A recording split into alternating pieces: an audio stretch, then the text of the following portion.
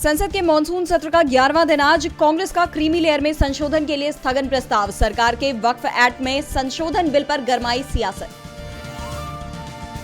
वक्फ कानून में संशोधन पर कांग्रेस सांसद प्रमोद तिवारी का बड़ा बयान। कहा, अगर संसद में कोई नया विधेयक पेश किया जा रहा है तो उस पर होनी चाहिए चर्चा। विपक्ष के सामने पेश किया जाना चाहिए बिल।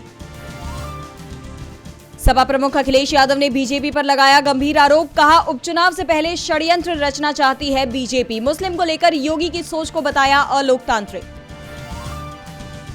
अगले 3 दिनों तक दिल्ली दौरे पर रहेंगे शिवसेना यूबीटी प्रमुख उद्धव ठाकरे। मल्लिकार्जुन खड़गे, राहुल गांधी और सोनिया गांधी से करेंगे मुलाकात। संजय राउत ने दी जानकारी। सुप्रीम कोर्ट ने उपराज्यपाल के 10 एल्डरमैन नियुक्त करने के फैसले को रखा बरकरार। कहा, पार्षदों को मनोनीत करने के लिए दिल्ली सरकार से सलाह जरूरी नहीं।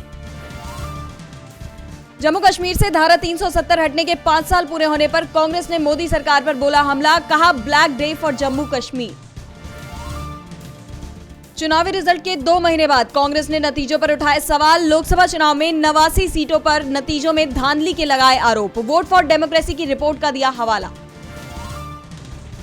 शिवसेना यूबीटी सांसद संजय राउत का मोदी सरकार पर करारा हमला। कहा, इस देश में न जमीन जिहाद है न लव जिहाद। 10 साल में जो लैंड जिहाद हुआ वो इसी सरकार में हुआ। सुप्रीम कोर्ट ने कोचिंग सेंटरों में सुरक्षा मानदंडों पर लिया स्वतः संज्ञान। केंद्र सरकार, दिल्ली सरकार और एमसीडी से अब तक के निर्धारित सुरक्षा मानदंडों पर मांगा जवाब।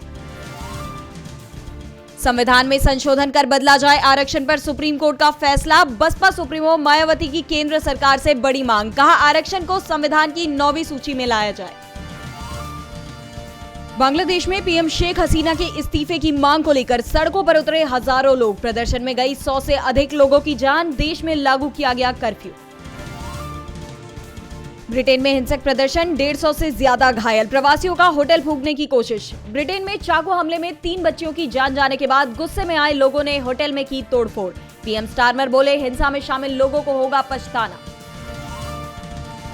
इजरायल पर हमले की तैयारी में ईरान। अमेरिका ने G7 देशों से की बात। ईरान बोला, किसी भी कीमत पर करेंगे पलटवार।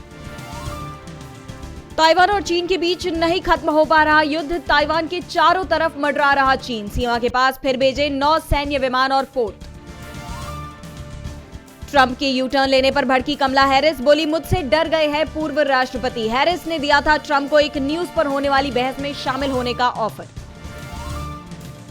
1 साल में 37 करोड़ बढ़ा बनारसी साड़ी का कारोबार। यूरोपियन देशों में बढ़ी बनारसी साड़ी की मांग।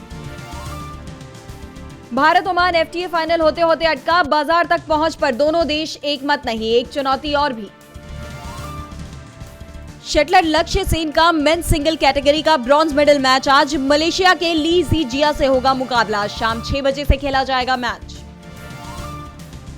साउथ स्टार चिरंजीवी और रामचरण ने वायनाड ट्रेजेडी में पीड़ितों के लिए किया 1 करोड़ का दान देने का ऐलान। चिरंजीवी ने एक्स पर लिखकर दी जानकारी। इंडियन फिल्म मेकर्स पर भड़के रामगोपाल वर्मा। कहा, यहां दर्शकों को समझा जाता है मूर्ख। सब मिलकर भी ठग्स ऑफ हिंदुस्तान जैसी फिल्में बनाते हैं।